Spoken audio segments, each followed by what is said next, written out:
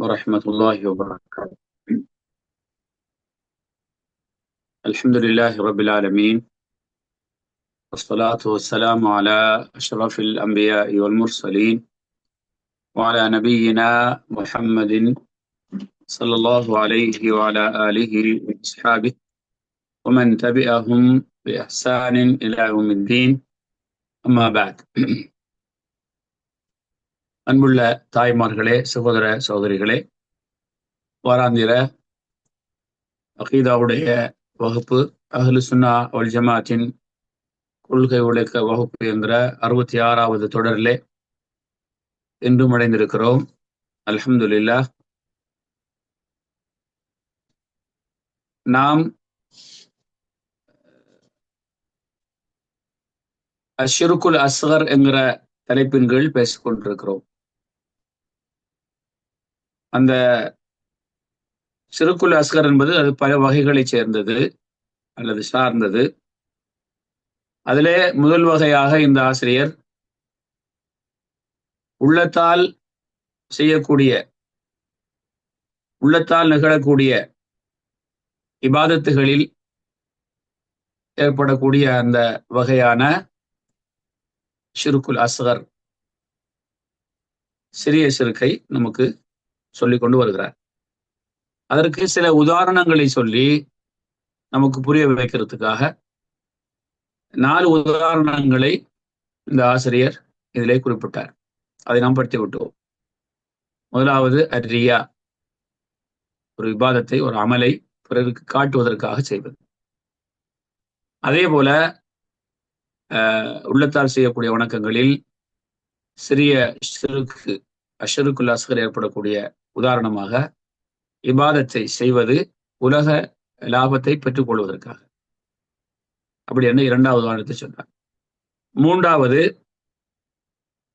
காரணங்கள் மீது முழு நம்பிக்கை வைப்பது. காரணங்கள் மீது முழு நம்பிக்கை வைப்பது. அல்லாஹ்தான் எல்லாவற்றையும் செய்கிறவன் என்று நம்புவதோடு காரணங்கள் அது நமக்கு வெற்றியை தந்துவிடும் என்கிற மாதிரியான ஒரு நம்பிக்கை. ஆனால் அதுவாகவே அதை செய்து முடிக்கிறது, அதற்கு அந்த பவர் இருக்கின்றது என்று நினைத்தால் அது ஷிருக்குல் அக்பராக ஆகிவிடும். ஆனால் அல்லாஹ் தான் செய்யக்கூடியவன்,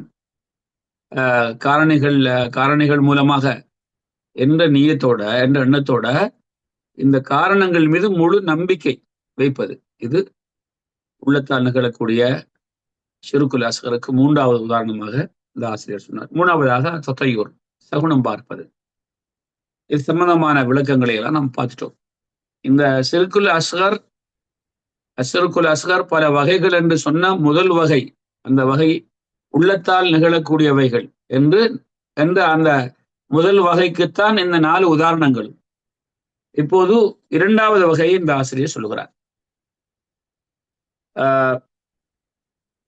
முதல் சொன்னது உள்ளத்தால் நிகழக்கூடிய அந்த வகையுடைய உதாரணங்கள். இப்போது 2வது வகையாக, சின்ன சிறுக்கு ஏற்படக்கூடிய வகைகளில் 2வது வகையாக அஷ்ஷிருக்கு ஃபில் அஃஆல், செயல்களில் நிகழக்கூடிய ஷிர்க். செயல்களில் நிகழக்கூடிய ஷிர்க்.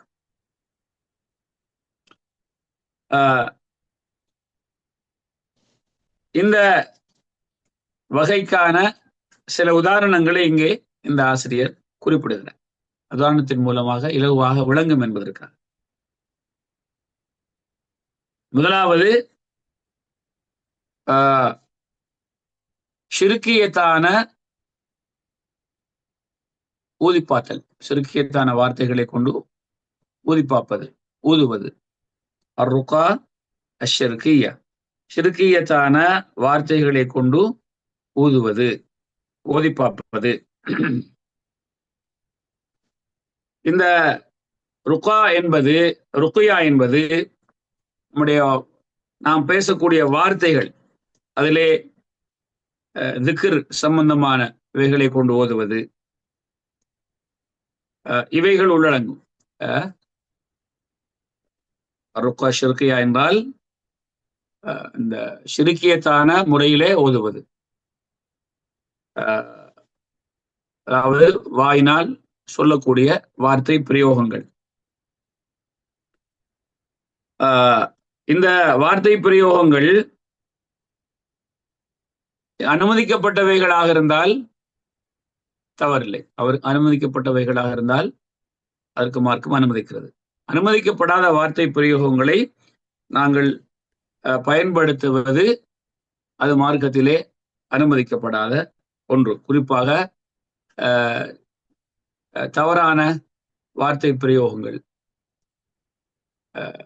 அல்லாஹ்வுடைய படைப்புகளை அழைத்து உதவி தேடுவது, இது மாதிரியான வார்த்தை பிரயோகங்கள், இவைகள் கட்டாயம் தவிர்க்கப்பட வேண்டும்.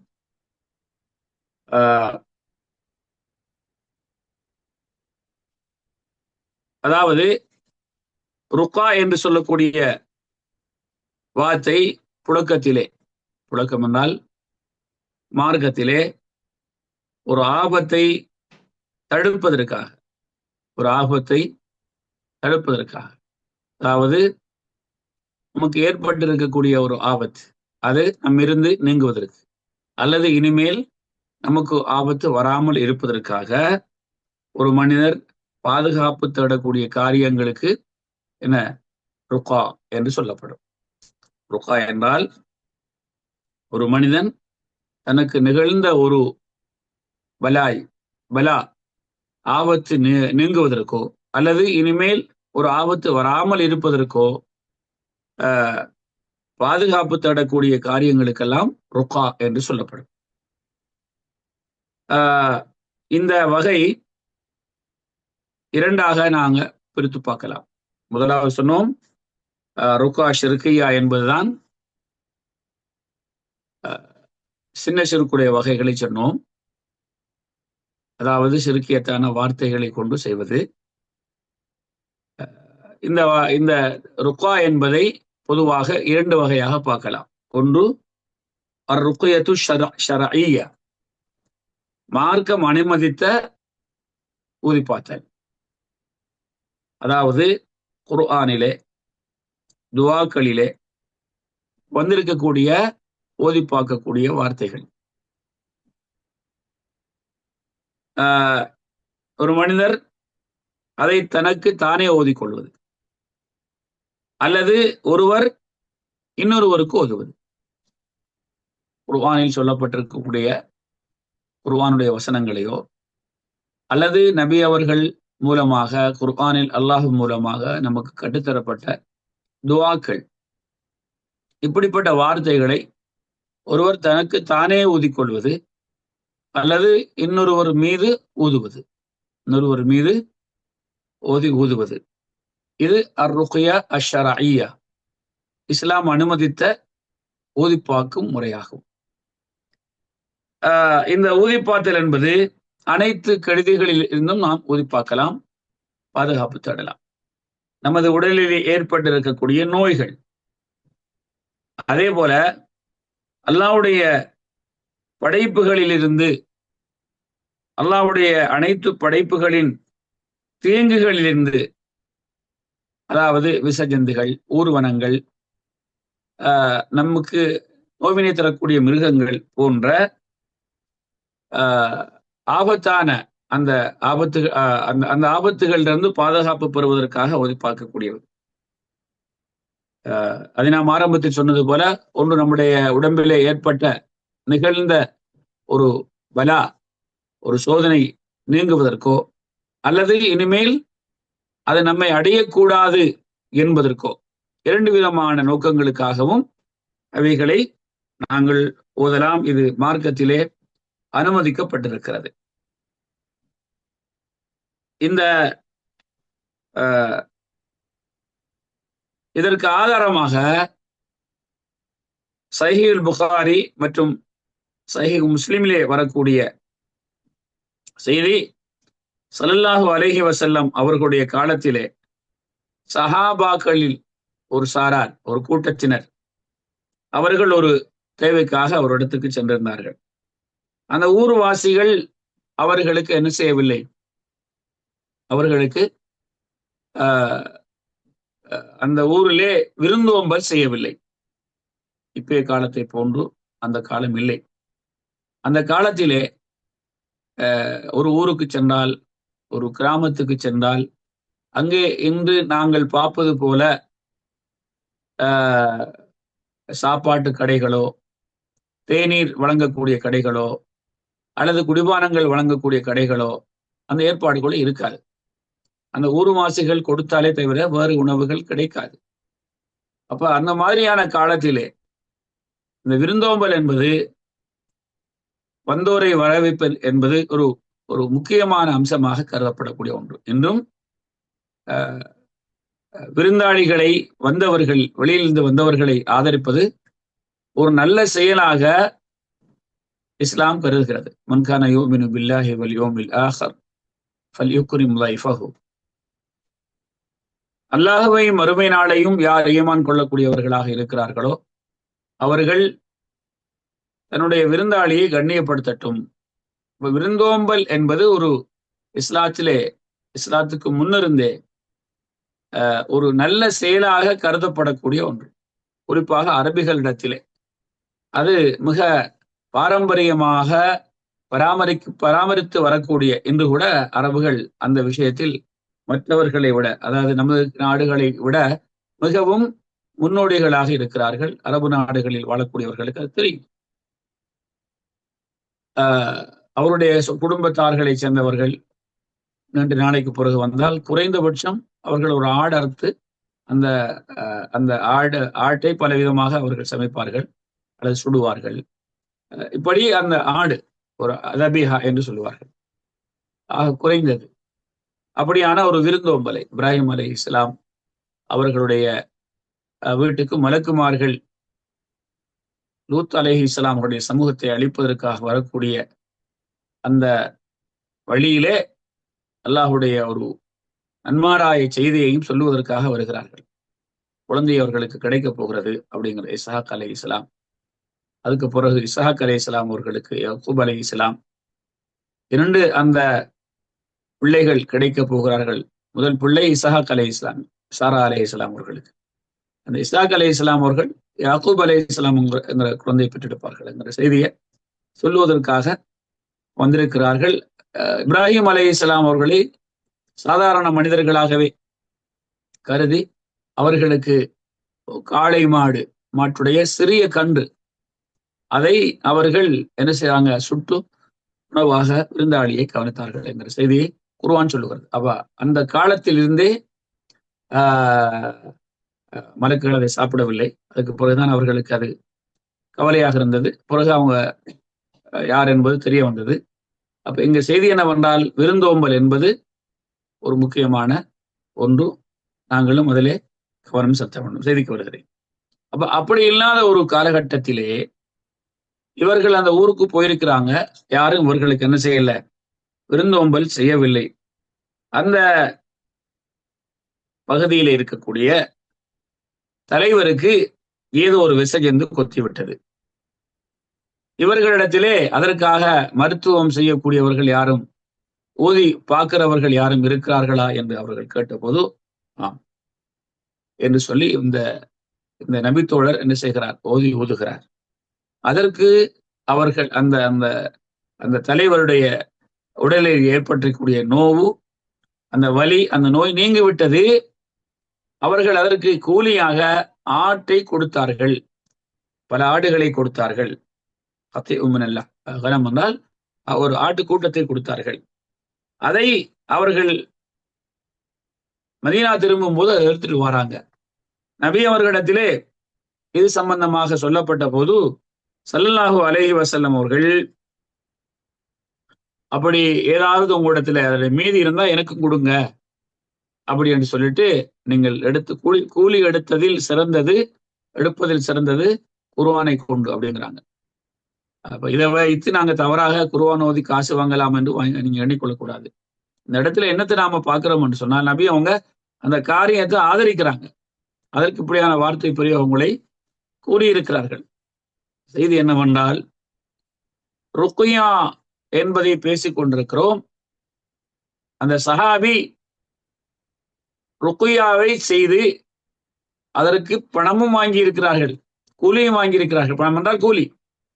அதை நபி ஸல்லல்லாஹு அலைஹி வஸல்லம் அனுமதிக்கிறாங்க. இங்கே நமக்கு ஆதாரமாக எடுக்கக்கூடிய செய்தி என்னவென்றால், சூரத்துல் ஃபாத்திஹாவை தான் அந்த சஹாபி ஓதுனாங்க. ஓதி அதற்கு அதை ஸல்லல்லாஹு அலைஹி வஸல்லம் அவர்களுக்கு தெரிய வந்தபோது அதை ஆதரித்திருக்கிறார்கள். இதுதான் செய்தி. ஆகவே மார்க்க ரீதியில் ஓதி ஊதுவது இது அனுமதிக்கப்பட்ட செயல் என்பதை நாம் இதன் மூலமாக விளங்கிக் கொள்ளலாம். அதே போல ஸல்லல்லாஹு அலைஹி வஸல்லம் அவர்கள் தூங்குவதற்காக இதா ஆவா இலா ஃபிராஷிஹி நஃபஸ ஃபீ கஃபைஹி, நபி அவர்கள் தூங்குவதற்காக சென்றால் என்ன செய்வாங்க? குல் ஹுவல்லாஹு அஹத், குல் அஊது பிரப்பில் ஃபலக், குல் அஊது பிரப்பின் நாஸ், இந்த 3 சூறாக்களையும் ஓதி தன்னுடைய கையிலே இலகுவான காற்று வரக்கூடிய அளவுக்கு ஊதுவார்கள். பிறகு அதை தன்னுடைய தலையிலிருந்து முகம், தன்னுடைய உடம்பில் எந்த இடமெல்லாம் உடைய கைகள் படுமோ அந்த இடத்திலே எல்லாம் தடவி விடுவார்கள். இப்படி 3 தடவை ஸல்லல்லாஹு அலைஹி வஸல்லம் அவர்கள் செய்வார்கள் அப்படிங்கிற செய்தி புகாரி, முஸ்லிம் போன்ற கிரந்தங்களிலே நாம் பார்க்கலாம். புகாரி, முஸ்லிம் போன்ற கிரந்தத்திலே பார்க்கலாம். அதே நேரத்திலே ஒருவருக்கு முடியவில்லை என்ற நேரத்தில் அவருக்கு நாம் அதை ஓதியும் விடலாம். ஆயிஷா ரலியல்லாஹு அன்ஹா அவர்கள் அறிவிக்கிறார்கள், சஹீஹ் புகாரியிலே மற்றும் சஹீஹ் முஸ்லிமிலே இந்த ஹதீஸ் வருகிறது. நபி அவர்கள் நோயிட்டால் நபி அவர்கள் தனக்கு தானே என்ன செய்வாங்க? அந்த முஅவ்விதாத்துகள், பாதுகாப்பு தேடக்கூடிய ஆயத்துகளை கொண்டு தனக்குத்தானே ஸல்லல்லாஹு அலைஹி வஸல்லம் அவர்கள் ஓதி ஊதுவார்கள், ஓதி தடவுவார்கள். தடவுறதும் இருக்குது, ஓதி ஊதுவதும் இருக்கிறது. இங்கே இதுல வருகிறது, நபி ஸல்லல்லாஹு அலைஹி வஸல்லம் அவர்களுக்கு நோய் ஏற்பட்டால் நபி அவர்கள் பாதுகாப்பு தேடக்கூடிய வார்த்தைகளை கொண்டு என்ன செய்வாங்க? ஓதி ஊதுவார்கள். அவர்களின் நோய் அதிகரித்த போது, மரணப்படுக்கையில் உள்ள அந்த காலம், நான் நபி அவங்களுக்கு ஓதுவேன். ஓதி அவர்களுடைய கை, 2 கைகளை, அவங்களுடைய வலது கையை கொண்டு அவர்களுடைய உடலை நான் தடவுவேன். நான் ஓதி, ஆனா தடவுறது என்னுடைய கையினால் அல்ல, நபி அவர்களுடைய கையை கொண்டு. என்றால் அவர்களுடைய உடல் பரக்கத்தானது. அந்த பரக்கத்தின் மூலமா, அந்த பரக்கத்தும் சேர்ந்து நபி அவர்களுக்கு அந்த குணம் ஏற்படும் என்பதற்காக எப்படி வருகிற ஹதீஸில் என்று சொன்னால், வஅம்ஸஹு அலைஹி பியமீனிஹி ரஜாஅ பரக்கத்திஹா, உங்களுடைய கையுடைய பரக்கத்து கிடைக்கட்டும் என்று. அதே போல ஆயிஷா ரலியல்லாஹு அன்ஹா அவர்கள் அறிவிக்கக்கூடிய இன்னும் ஒரு ஹதீஸ் சஹீஹ் முஸ்லிம்லே வருகிறது. அன்னன் நபி ஸல்லல்லாஹு அலைஹி வஸல்லம் கான இதஷ்தகா ரகாஹு ஜிப்ரீல், நபி அவர்கள் நோயுற்றால் ரகாஹு ஜிப்ரீலு அலைஹிமுஸ்ஸலாம், ஜிப்ரீல் அலைஹிஸ்ஸலாம் நபி அவர்களுக்கு ஓதுவார்கள் அப்படி என்று வருகிறது. அப்ப நபி அவர்களும் ஓதிருக்கிறாங்க, ஆயிஷா நாயகியும் ஓதிருக்கிறாங்க நபி அவங்களுக்கு, நபி அவங்களுக்கு ஆயிஷா நாயகி நபி அவங்களுக்கு அவங்க நோய் அதிகமான போது, அதே போல ஜிப்ரீல் அலைஹிஸ்ஸலாம் அவர்களும் நபி ஸல்லல்லாஹு அலைஹி வஸல்லம் அவர்களுக்கு ஓதி இருக்கிறார்கள். இப்படி பல ஹதீதுகளை நாம் என்ன செய்யலாம்? நபி அவர்களுடைய வாழ்க்கையில் இப்படி நடந்ததை பார்க்கிறோம். அதே போல சஹீஹுல் புகாரி மற்றும் சஹீஹ் முஸ்லிமிலே வரக்கூடிய ஹதீஸ், ஆயிஷா ரலியல்லாஹு அன்ஹா அவர்கள் அறிவிக்கிறார்கள், அன்னன் நபிய ஸல்லல்லாஹு அலைஹி வஸல்லம் கான யஅமுருஹா அன் தஸ்தர்கி மினல் ஐன், அதாவது கண் திருஷ்டியின் காரணமாக ஸல்லல்லாஹு அலைஹி வஸல்லம் அவர்கள் ஓதும்படி கேட்டிருக்கிறார்கள் ஆயிஷா ரலியல்லாஹு அன்ஹா அவர்களிடத்திலே. இப்படி பல ஹதீதுகளை நபி ஸல்லல்லாஹு அலைஹி வஸல்லம் அவர்கள் என்ன செஞ்சுக்கிறாங்க, நோய் ஏற்பட்ட நேரத்தில் அவர்கள் ஓதியிருக்கிறார்கள். தூங்கும் போது ஸல்லல்லாஹு அலைஹி வஸல்லம் அவர்கள் ஊதி தடவி இருக்கிறார்கள். இப்படி இஸ்லாம் அனுமதித்த குர்ஆனுடைய வசனங்களை கொண்டு, அதே போல நபி அவர்கள் கற்றுத்தந்த துஆக்களை கொண்டு ஓதுவது, அதை கொண்டு பாதுகாப்பு தேடுவது மார்க்கத்திலே அனுமதிக்கப்பட்டிருக்கிறது. ஸல்லல்லாஹு அலைஹி வஸல்லம் அவர்கள் ஓதிய அந்த அந்த அனுமதிச்ச அந்த குர்ஆன் வசனங்களில் சூரத்துல் ஃபாத்திஹா ஒரு முக்கியமான ஒரு சூரா. இந்த சூரத்துல் ஃபாத்திஹாவுக்கு சூரத்து ஷிஃபா என்கிற ஒரு பேரும் இருக்கிறது. அல்லாஹ் சுப்ஹானஹு வ தஆலா சொல்றான், வனுனஸ்ஸிலு மினல் குர்ஆனி மா ஹுவ ஷிஃபா. குர்ஆனிலே ஷிஃபா நோய் நிவாரணையை நாம் இறக்கி வைத்திருக்கிறோம். அப்படி என்றால் உள்ளத்துக்கு உள்ள நோய்க்கும் நிவாரணம் இருக்கிறது, உடலுக்குள்ள நோய்களுக்கும் நிவாரணம் இருக்கிறது. உள்ள நோய்களை திருமறை வசனம் குணப்படுத்தும். குர்ஆனை ஓதும் போது அல்லாஹ் சுப்ஹானஹு வ தஆலா நம்முடைய உள்ளத்தில் இருக்கக்கூடிய தவறான சிந்தனைகள், கொள்கைகள், நம்பிக்கைகளை எல்லாம் அது குணப்படுத்தி அல்லாஹ்வுடைய நம்பிக்கையை அதிகப்படுத்தி அந்த அடியாரை அல்லாஹ் சுப்ஹானஹு வ தஆலா நேரு வழியிலே இஸ்லாமிய முறையிலே வாழ்வதற்கு வாய்ப்பளிப்பார். இதுதான் ஆக முக்கியமாக நமக்கு கிடைக்கக்கூடிய நோய் நிவாரணி. அதே நேரத்தில் இந்த குர்ஆனுடைய ஆயத்துகள் எங்களுடைய உடலில் இருக்கக்கூடிய நோய்களுக்கும் நிவாரணம் கொடுக்கும். அதில் ஒரு முக்கியமான சூறா தான் சூரத்துல் ஃபாத்திஹா. திருமறை குர்ஆனுடைய தோற்றுவாய் என்று சொல்லக்கூடிய முதல் சூறா, முதல் அத்தியாயம். அந்த அத்தியாயத்துக்கு பல பெயர்கள் இருக்கிறது. அதில் ஒரு பெயர் சூரத்துல் ஃபாத்திஹா. அதே போல சூரத்து ஷிஃபா, நோய் நிவாரணம் தரக்கூடிய சூறா. அந்த ஹதீதைத்தான் சற்று முன் உங்களுக்கு நான் என்ன செய்தேன், நபி அவருடைய காலத்திலே சில சஹாபாக்கள் ஒரு ஊருக்கு சென்ற போது, ஒரு கிராமத்திற்கு, அந்த கிராமத்துடைய தலைவருக்கு விசைஜந்து கொட்டி அதற்காக அவர்கள் சூரத்துல் ஃபாத்திஹாவை ஓதி என்ன செய்தார்கள், ஓதினார்கள். அவர்களுக்கு அல்லாஹு தஆலா குணத்தை கொடுத்தான் அப்படிங்கிற தகவலை பார்த்தோம். ஆகவே இந்த மாதிரியான சூரா.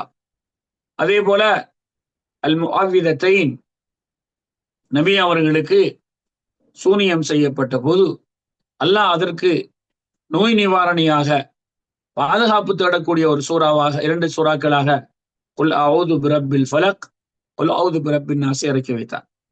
ஸல்லல்லாஹு அலைஹி வஸல்லம் இதற்கு முன்னால் வேறவைகளை கொண்டு, வேற அதுக்கார்களை கொண்டு, வார்த்தைகளை கொண்டு பாதுகாப்பு தேடக்கூடியவர்களாக இருந்தார்கள். இந்த 2 சூறாக்களும் இறங்கியதற்கு பிறகு இதை எடுத்துக்கொண்டு மற்றவர்களை விட்டுவிட்டார்கள். அதனால்தான் இந்த 2 சூறாவுக்கும் அவ்விதத்தை பாதுகாப்பு தேடக்கூடிய 2 அத்தியாயங்கள் என்று சொல்லப்படும். அதே போல நபி ஸல்லல்லாஹு அலைஹி வஸல்லம் அவர்கள் ஓதிய வார்த்தை பிரயோகங்கள் தன்னுடைய 2 பேர குழந்தைகளுக்கும் ஸல்லல்லாஹு அலைஹி வஸல்லம் பாதுகாப்பு தேடி, கண்திருஷ்டிக்குரிய பாதுகாப்பு தேடி அவர்களுக்கு துஆ செய்திருக்கிறார்கள், பிரார்த்தித்திருக்கிறார்கள், ஓதியிருக்கிறார்கள்.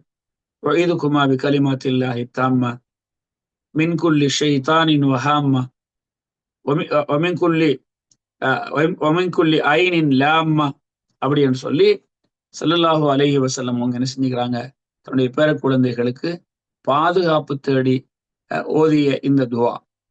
இதே போல அஸ்அலுல்லாஹல் அலீம் ரப்பல் அர்ஷில் அலீம் அன் யஷ்ஃபியக. அதே போல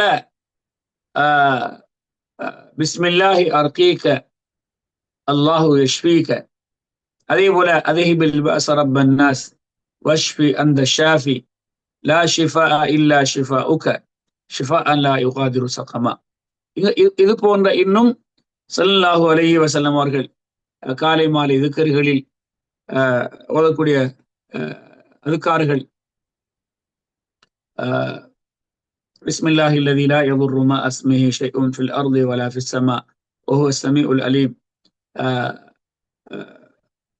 இது மாதிரியாக ஸல்லல்லாஹு அலைஹி வஸல்லம் அவர்கள் ஓதக்கூடிய அந்த பொதுவான பாதுகாவல் தேடக்கூடிய வார்த்தை பிரயோகங்கள், இவைகளை கொண்டு நாங்கள் என்ன செய்யலாம், நாம் நமக்கும் பாதுகாப்பு தேடிக்கொள்ளலாம். அதே போல இன்னொருவருக்கு அது தேவைப்படும் போது அவர்களுக்கு நாம் என்ன செய்யலாம், ஓதலாம்.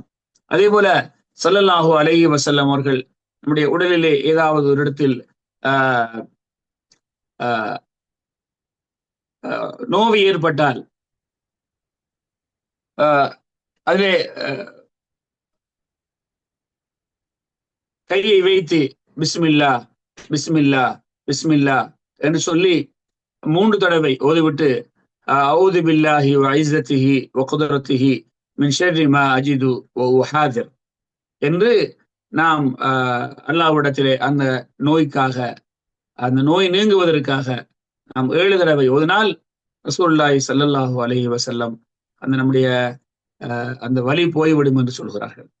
அதே போல தூங்கும் போது நாம் சுப்ஹானல்லாஹ் 33 தடவை, அல்ஹம்துலில்லாஹ் 33 தடவை, அல்லாஹு அக்பர் 34 தடவைகள் ஓதிவிட்டு தூங்கினால் நம்முடைய உடலிலே பகல் முழுக்க வேலை செய்து உடலில் வந்திருக்கக்கூடிய அந்த வலிகள் அது நீங்கிவிடும் என்று ஃபாத்திமா ரலியல்லாஹு அன்ஹா அவர்களுக்கு நபி ஸல்லல்லாஹு அலைஹி வஸல்லம் கற்றுக் கொடுத்தாங்க. இந்த மாதிரியான நமக்கு நஸ்ஸாக தெளிவாக வந்திருக்கக்கூடிய இந்த குர்ஆன் வசனங்கள், நபி அவர்கள் கற்றுத் தந்த அந்த அதுக்கார்கள், துஆக்கள், இவைகளை எல்லாம் நாங்கள் எங்களோட வாழ்க்கையில ஓதுவதற்கு அனுமதி இருக்கிறது.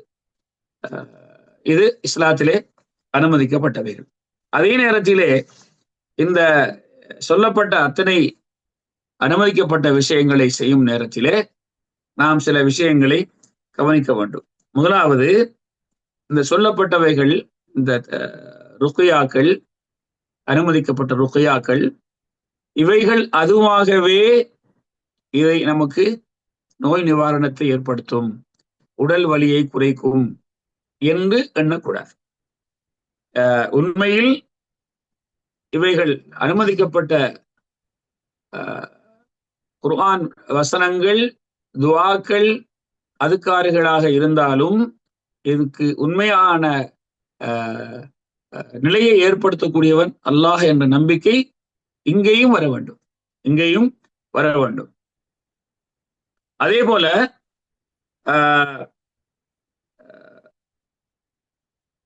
இந்த ருக்யாவை நாம் செய்யும் போது, இது நாம ருக்யா மஷ்ரூஆ என்று சொல்லிவிட்டோம். சில ருக்யாக்கள் ஓதி பார்க்கக்கூடிய வார்த்தைகள் நாம் பின்னால் இதை சொல்லுவோம். மந்திரித்தல் என்றால் ஷிர்கியத்தான வார்த்தைகளை கொண்டு பயன்படுத்துவது, இவைகள் தவிர்க்கப்பட வேண்டும், இவைகள் தவிர்க்கப்பட வேண்டும். அதே போல இதை ஓதக்கூடியவர் இருக்கிறாரே, இந்த ஓதக்கூடியவர் சூனிய கலைகளை சேர்ந்த, மார்க்க விஷயத்தில் ஈடுபடாத, சூனியம் செய்யக்கூடியவராக, அது சம்பந்தமான நிலைப்பாட்டில் இருக்கக்கூடியவர்களை கொண்டு அதை செய்யக்கூடாது. ஒரு இறையச்சம் உள்ள ஒரு முஸ்லிமான ஒருவரை கொண்டே அதை செய்ய வேண்டும். அப்படியான ஒரு நிலையிலே நாங்கள் இஸ்லாம் அனுமதித்த முறையில் நாங்கள் ருக்யாக்கள் செய்வது, இது மார்க்கத்திலே தடுக்கப்பட்டதல்ல, மார்க்கத்திலே அனுமதிக்கப்பட்டது. அதே போல ஜாபிர் ரலியல்லாஹு தஆலா அவர்கள் அறிவிக்கக்கூடிய ஒரு செய்தி,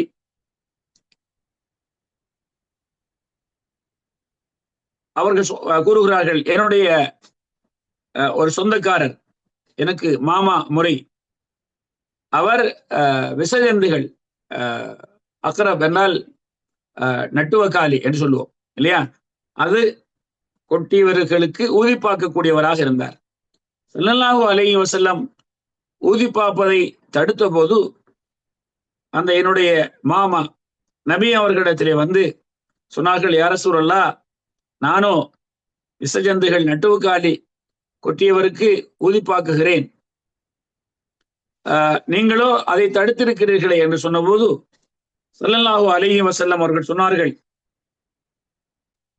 யார் ஒருவர் தன்னுடைய சகோதரருக்கு நல்ல காரியத்தை செய்யக்கூடிய சக்தியை பெற்றிருக்கிறாரோ அவர் அதை செய்யட்டும் என்று ஸல்லல்லாஹு அலைஹி வஸல்லம் அவர்கள் சொல்லக்கூடிய இந்த ஹதீஸும் இஸ்லாம் அனுமதித்த வார்த்தைகளை கொண்டு இன்னொருவருக்காக ஓதுவது மார்க்கத்தில் அனுமதி என்பதை நாம தெரிந்து கொள்ள முடியும். இப்போ இதுவரைக்கு நாங்க பார்த்த விஷயங்கள் மார்க்கத்திலே அனுமதிக்கப்பட்ட ஓதிப்பாக்கும் முறையாகும். அடுத்தது 2வது முறை, இது அனுமதிக்கப்படாத முறை. அதைத்தான் நாம் இந்த பாடத்திலே பேசுகிறோம். அதாவது இஸ்லாம் அனுமதிக்கப்படாத முறையை கொண்டு ஒருவருக்கு ஓதுவது அல்லது ஓதி ஊதுவது.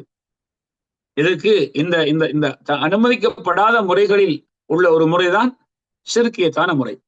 அதைத்தான் நாம் இந்த ஷிர்குல் அஸ்கர்ங்கிற செயல் மூலமாக நிகழக்கூடிய அஷ்ஷிர்குல் அஸ்கரை பேச இருக்கிறோம். இதுவரைக்கும் சொன்னது ருகா அல் மஷ்ரூஆ, ருகியத்துல் மஷ்ரூஆ. இப்போ சொல்லக்கூடிய முறை அனுமதிக்கப்படாத முறை அஷ்ஷிர்குல் அஸ்கர், செயல் மூலமாக நிகழக்கூடிய அந்த சின்ன ஷிர்க். முதல் பேசினதெல்லாம் உள்ளத்தால் நிகழக்கூடியவைகள். இப்போது பேசக்கூடியது செயலால் நிகழக்கூடியது ஷிர்குல் அஸ்கர்.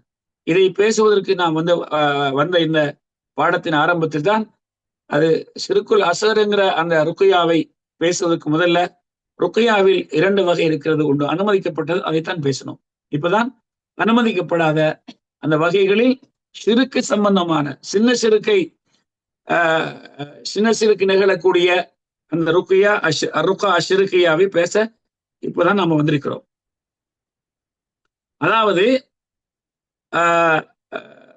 இந்த ருக்கியாவை செய்யும் போது அந்த ருக்கியா அந்த அந்த அந்த செயல் இவருக்கு நாம் சொன்னோம், இஸ்லாம் அனுமதிக்கப்பட்ட ருக்கியாவை செய்யும் போது அவருடைய உள்ளத்தில் என்ன நிகழ வேண்டும்? இது அனுமதிக்கப்பட்டதாக இருந்தாலும், இது குர்ஆனுடைய வசனங்களாக இருந்தாலும், நபி அவர்கள் கற்றுத்தந்த அதுக்காரிகள் துவாக்களாக இருந்தாலும், இதை ஓதுவதன் மூலமாக நமக்கு குணம் கிடைத்து விடும் என்று நம்பக்கூடாது. அதாவது இதுவே இந்த குணத்தை ஏற்படுத்தி விடும் நம்பக்கூடாது. இந்த குணத்தை ஏற்படுத்துறவன் யார்? அல்லாஹ் என்கிற நம்பிக்கையோடு தான் இதையும் செய்ய வேண்டும். நாங்க இதுக்கு முதல்ல உள்ளத்தால் நிகழக்கூடிய ஷிர்குல் அஸ்கருக்கு அஸ்பாப், காரணங்களை கொண்டு நமக்கு காரியம் நடக்கும் என்றிருந்தாலும் அந்த காரணங்களை செய்யும் போது நாம் என்ன செய்ய வேண்டும்? நம்முடைய உள்ளத்திலே என்ன நிகழ வேண்டும்? இதை கொண்டு குணம் தருபவன் அல்லாஹுதான் என்றிருக்க வேண்டும். அப்படி இல்லாம அல்லாஹுதான் குணம் தருகிறான் என்கிற நம்பிக்கையோட இந்த காரணம் நிகழ்ந்தால் நம்முடைய காரியம் நிகழ்ந்துவிடும் என்று நம்புவது ஷிர்குல் அஸ்கர். அதே நேரத்தில் இதுவே என்ன செய்யும்? அல்லாஹுடைய அனுமதி இல்லாமல் இதுவே நமக்கு என்ன செய்து விடும்? நம்முடைய காரியத்தை நிகழ வைத்து விடும் என்றால் அது ஷிர்குல் அக்பர் நாம் பேசணும். இங்க நாம் என்ன பேசுவது? அஃஆல்கள் மூலமாக, செயல்கள் மூலமாக நடக்கக்கூடிய சின்ன ஷிர்கிலே நாம் சொல்லக்கூடிய இந்த வகை ஒருவருக்கு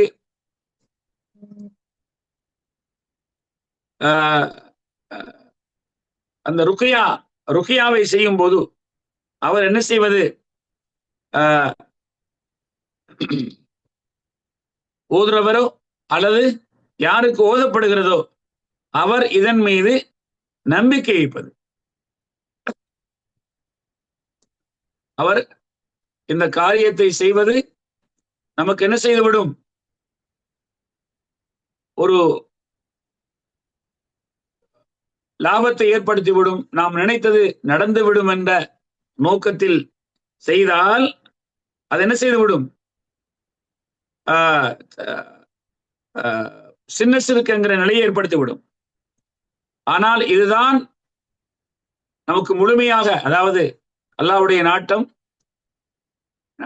நாட்டத்தோடு இது நடக்கும் என்று இவர் நினைக்கிறார். ஆனால் இதுக்கு என்ன செய்கிறார்? இந்த இந்த காரியத்திற்கு ஒரு பவர் இருக்கும் என்ற நம்பிக்கையை வைத்திருக்கிறார்.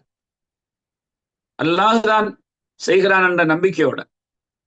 ஆனால் அதுவே எல்லாத்தையும் செய்து முடிக்கும் என்று அவர் சொன்னால், அல்லாஹ் இல்லாமல் அது என்ன செய்துவிடும்? அது ஷிர்குல் அக்பர்ங்கிற நிலைக்கு கொண்டு போய்விடும். அப்படி இல்லாமல் அல்லாஹ் தான் செய்விக்கிறான் என்ற நம்பிக்கையோட, ஆனால் இதற்கு செய்துவிட்டால் நமக்கு குணம் கிடைத்து விடும் என்று முழுமையான நம்பிக்கை கொடுப்பது. ஆகவே இப்படியான நிலைகளில் ஒரு ருக்கியாக கூட என்ன செய்யக்கூடாது, இருக்கக்கூடாது. அப்படி இருந்தால் அது நமக்கு என்ன செய்துவிடும்? ஷிர்குல் அஸ்கர்ங்கிற ஒரு நிலையை ஏற்படுத்திவிடும். இது சம்பந்தமாக ஸல்லல்லாஹு அலைஹி வஸல்லம் அவர்கள் சொல்லியிருக்கக்கூடிய ஒரு செய்திதான், இன்ன ருகா வத்தமாஇம வத்திவலத ஷிர்குன். அதாவது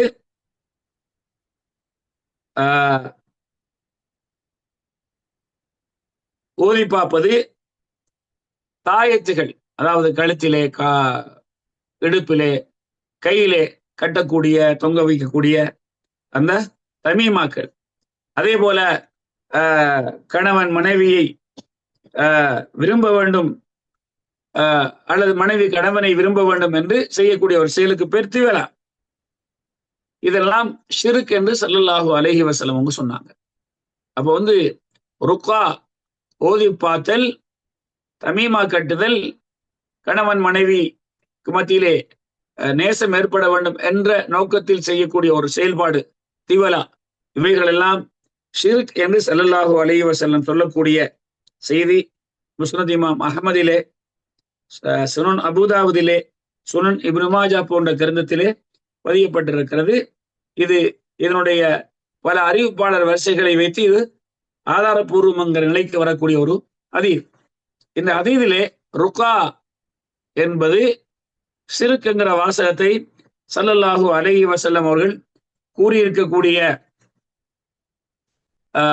இந்த செய்தியிலே நாம் இது எப்படி ஷிர்காக அமையும் என்றால், ஒன்று அந்த செயலை செய்யக்கூடியவர்கள் இது செய்வதால் நமக்கு நிகழ்ந்து விடும் நான் நினைத்தது என்று சொன்னால் இது ஷிர்குன் அஸ்கர். இது ஒன்று. அதே போல இன்னும் ஒரு முறையிலும் அந்த ஷிர்குல் அஸ்கர் இந்த செயல் வடிவத்தில் நிகழலாம். அஃப் இப்னு மாலிக் ரலியல்லாஹு அன்ஹு அவர்கள் சொல்லக்கூடிய செய்தி, நாங்க ஜாஹிலியா காலத்தில் இப்படி ஓதி பார்க்கக்கூடியவர்களாக இருந்தோம். நபி அவர்களிடத்திலே, யா ரசூலல்லாஹ், இதை நீங்கள் எப்படி பார்க்கிறீர்கள் என்று கேட்டபோது ஸல்லல்லாஹு அலைஹி வஸல்லம் அவர்கள் சொன்னார்கள், நீங்கள் ஓதி பார்க்கக்கூடியவைகளை எனக்கு காட்டுங்கள் என்று சொன்னார்கள். நீங்கள் ஓதி பார்க்கக்கூடியவைகளை எனக்கு காட்டுங்கள் என்று சொன்னாங்க. இவர்கள் சொன்னாங்க, எந்த ஓதி பார்த்தலில் ஷிர்க் இல்லையோ அது பரவாயில்லை, லா பஅஸ பிர்ருகா மா லம் யகுன் ஃபீஹி ஷிர்குன். இது சஹீஹ் முஸ்லிமிலே வரக்கூடிய ஹதீஸ். ஆகவே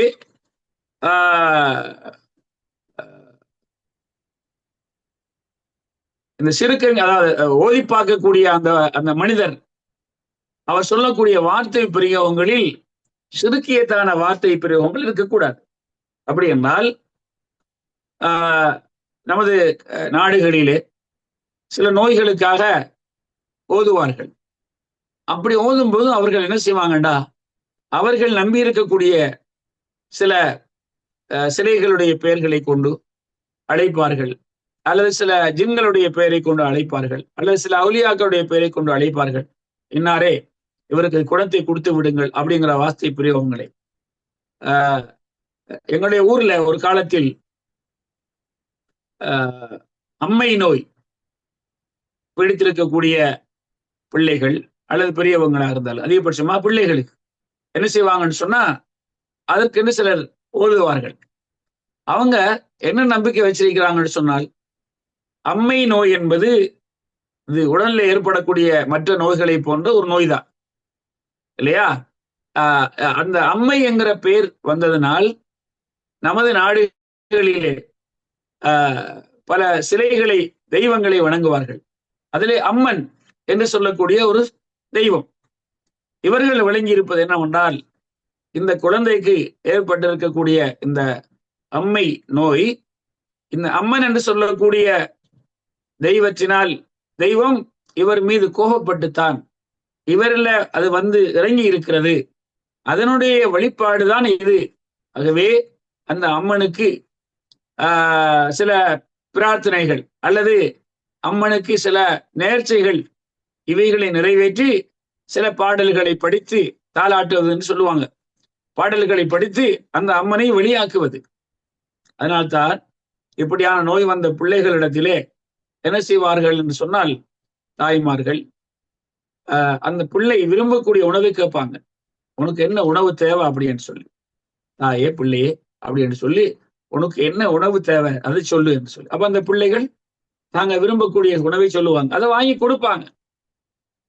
அவங்க நம்புவது அதற்கு பிறகு குணமாகும்.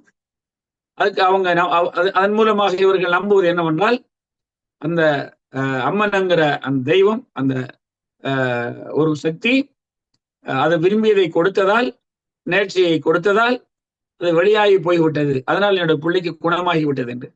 இதெல்லாம் ஒரு மூட நம்பிக்கையை தாண்டி இது ஒரு ஷிர்கான நம்பிக்கை. அதாவது அந்த சிலைக்கு, அந்த தெய்வத்துக்கு ஒரு சக்தி இருக்கிறது என்று நம்புவது. உண்மையில் இங்கே வந்தது இவருடைய உடம்பிலே தெய்வம் அல்ல, தெய்வத்தின் கோபத்தின் வெளிப்பாடும் அல்ல. அது மற்ற நோய்கள் உடம்பில் ஏற்படுவது போல இந்த பொக்களங்கள் உருவாகுவது உடலில் ஏற்பட்ட பல இரத்த கோளாறுகள் காரணமாக ஏற்பட்ட ஒரு நோய். அது ஒரு குறிப்பிட்ட காலத்தில் அந்த நோய் இருக்கும், அந்த கிருமிகள் இருக்கும் உடல்ல. அது செத்து போவதற்கு சில நாட்கள் தேவைப்படும், அதுக்கு பிறகு போய்விடும். அதான் உண்மை. இன்றைய காலத்திலே யாரும் அம்மனை போய் கேட்டு அதற்காக நேர்ச்சியை கொடுத்து தாளாட்டி குணமடைவதில்லை. அதை என்ன செய்யறாங்க, அதுக்குரிய வைத்தியத்தை இப்போது மருத்துவமனைகள்ல செய்யறாங்க. அதுக்கு இன்ஜெக்ஷன் அடிக்கிறாங்க, அதுக்கு வந்து கிரீம் கொடுக்குறாங்க, அதுக்கு டேப்லெட் கொடுக்குறாங்க.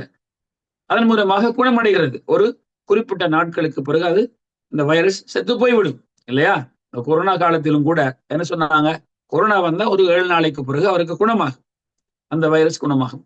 அதன் விளைவாக வந்திருக்கக்கூடிய மற்ற நோய்களுக்கு தான் என்ன செய்வாங்க, மற்ற நோய்களுக்கு மருத்துவமனைகளிலே அவருக்கு ஃபீவர் இருந்தால் ஃபீவருக்குரிய மருந்து கொடுப்பாங்க. அதே போல அவருக்கு லூஸ் மோஷன் இருந்தால் அதுக்குரிய மருந்து கொடுப்பாங்க, வாந்தி இருந்தால் அதுக்குரிய மருந்து கொடுப்பாங்க. அவங்க சொல்லுவாங்க, டாக்டர்மார் இவருடைய உடம்புல இருக்கக்கூடிய இந்த கிருமி சாகுவதற்கு 7 நாள் தேவை, அது வரைக்கும் நீங்க வெயிட் பண்ணுங்க அப்படின்னு சொல்லுவாங்க. இப்படி சில ஒவ்வொரு கிருமிகளும் ஒவ்வொரு வைரஸ்களுக்கும் சில பவர்கள் இருக்கிறது அல்லாஹ்வுடைய உதவினால். அதன் பிற்பாடு அதை போய்விடும். அது மாதிரியான ஒரு நோய்க்கு இவர்கள் என்ன செய்வது, தாளாட்டுவதுங்கிற பேரில் இந்த மாதிரியான தவறான நம்பிக்கைகளை சொல்லி அவர்களுடைய அந்த பேய்கள், பிசாசுகள், அந்த தெய்வங்கள் என்கிற பெயர்களை கூப்பிட்டு அழைத்து, தாயே நீ என்னுடைய பிள்ளைக்கு அப்படி செய்து விடாதே, போய்விடு என்றெல்லாம் பாடுவார்கள். இந்த மாதிரியான வார்த்தை பிரயோகங்களை கொண்டு ஓதுவதையெல்லாம் நாங்கள் முற்றாக தவிந்து கொள்ள வேண்டும். அல்லது இந்த நம்பிக்கை உள்ளவர்களிடத்திலே நம்முடைய பிள்ளைகளை அழைத்து செல்வது, அல்லது சில இடங்களிலே பூசாரிமார், அந்த கோயிலுடைய பூசாரிகளாக இருக்கக்கூடியவர்களிடத்திலே சென்று அவர்களிடத்தில் பிள்ளைகளுக்கு ஓதி பார்ப்பது, அல்லது பெரியவர்களுக்கு ஓதி பார்ப்பது. அவர்கள் என்ன செய்வாங்க, அவங்களுடைய தெய்வத்துடைய பெயர்களை கொண்டு அவங்க அழைத்து பேசுவார்கள், அழைத்து அதை செய்வார்கள். இதெல்லாம் சிறுக்கியத்தான செயல்பாடுகள். ஆகவே இப்படியான அந்த முறைகள் முழுக்க தவிர்க்கப்பட வேண்டும். குறிப்பாக நாம் சொன்னது போல இறை நிராகரிப்பாளர்கள், இந்த நம்பிக்கை உள்ளவர்கள், சிலர் முஸ்லிம்களாக இருந்து கொண்டும் இப்படியான தவறான நம்பிக்கை உள்ளவர்கள், இவர்களிடத்தில் இப்படியான ஓதி பார்த்ததற்கு நாம் சொல்லக்கூடாது. மாறாக முஸ்லீம்கள், அதிலும் மார்க்க சிந்தனையோடு இருக்கக்கூடியவர்களிடத்திலே நமக்கு முடியவில்லை என்றால் அவர்கள் ஓதலாம், தவறில்லை. ஆனா நமக்கு நாம் நாமே ஓதக்கூடிய அளவுக்கு உள்ளவர்களாக இருந்தால் எங்களுக்கு நாங்களே ஓதிக்கொள்ளலாம். அதே போல முஸ்லீம் அல்லாதவர்களுக்கு கூட அதை நாம செய்வது தவறில்லை. நம்ம நாடுகள்ல கூட அதை பார்க்கிறோம் இல்லையா? ஆகவே அல்லாஹ்வுடைய நல்லடியார்களே, அன்பு தாய்மார்களே, சகோதர சகோதரிகளே, இன்றைய இந்த பாடத்திலே நாம் அஷ்ஷிருக்குல் அஸ்கர், சின்ன ஷிருக்கை பற்றி பேசக்கூடிய தொடரிலே உள்ளத்தால் நிகழக்கூடிய அந்த ஷிருக்குகள் என்கிற அந்த வகையின் பல உதாரணங்களை சொன்னோம். இன்றைய பாடத்திலே செயல் வடிவத்தில் நிகழக்கூடிய அஃஆல், செயல்களால் வெளிப்படையான செயல்களால் ஏற்படக்கூடிய அந்த ஷிர்க்குடைய வகையில் முதல் உதாரணமாக ஓதி பார்த்தல் என்கிற தலைப்பிலே அது அனுமதிக்கப்பட்டதும் இருக்கிறது, அனுமதிக்கப்படாததும் இருக்கிறது. அனுமதிக்கப்பட்ட முறையை சொன்னோம், அனுமதிக்கப்படாத முறையை சொன்னோம். அல்லாஹ் சுப்ஹானஹு வ தஆலா இந்த விஷயத்திலும் மார்க்கம் சொன்னவைகளை கொண்டு நாங்கள் ஓதி பார்க்கக்கூடிய ஊதக்கூடிய அந்த செயல்களை செய்யலாம். நமக்கும் செய்யலாம், பிறருக்கு செய்யலாம். அனுமதிக்கப்படாத முறைகளை நாம் செய்யக்கூடியவர்களாக இருந்தால், செய்திருந்தால் அதை விட்டு விடுவோம். அதற்காக அல்லாஹ்விடத்திலே தௌபா செய்வோம். இனி வரக்கூடிய காலங்களில் அவைகளிலிருந்து தவிர்ந்து கொள்வோம். பிறரையும் அப்படியான காரியங்களை செய்வதை விட்டும் நாங்கள் தடுப்போம் என்ற அந்த பிரார்த்தனையோட இன்றைய அமர்வை முடித்து விடைபெறுகிறேன். அல்லாஹ் சுப்ஹானஹு வ தஆலா ஹக்கை விளங்கி அதன்படி நடக்கவும், பாத்திலை தெரிந்து அதிலிருந்து முற்றாக தவிர்ந்து கொள்ளவும் எனக்கும் உங்களுக்கும் தௌஃபீக் செய்வானாக. ஆகிரு தஅவானா அல்ஹம்துலில்லாஹி ரப்பில் ஆலமீன். அஸ்ஸலாமு அலைக்கும் வரஹ்மத்துல்லாஹி வபரகாத்துஹு.